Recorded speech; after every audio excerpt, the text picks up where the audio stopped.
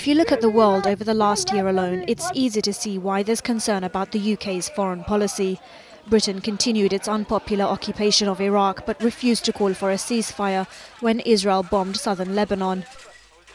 And as it called for democracy across the wider Middle East, it blatantly boycotted the democratic choice of the Palestinians. But that's not to say that foreign policy over the last 10 years has been completely flawed.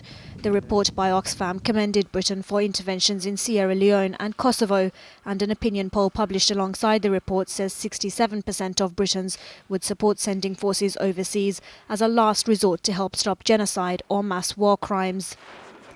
But over the last decade, Oxfam says foreign policy has become overshadowed by what it calls the terrible misadventure in Iraq. And the government might want to be careful before arguing that it was protecting Iraq civilians, because another report, also published today, says the situation for Iraqis is getting steadily worse. That report by the International Committee of the Red Cross asked Iraqis what could be done to assist them. One woman said they wanted help collecting bodies which lined the streets each morning. Both reports focused on the need to protect civilians.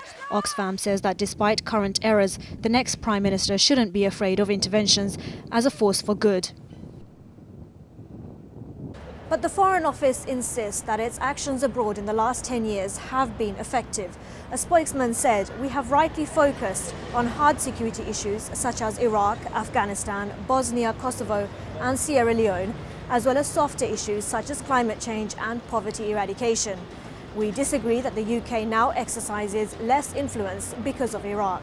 Well, no matter what influence Britain has in the world today, the next Prime Minister has a difficult task ahead of him.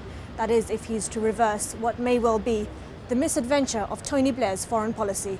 Sadia Chowdhury, Islam Channel News at the Foreign Office in London.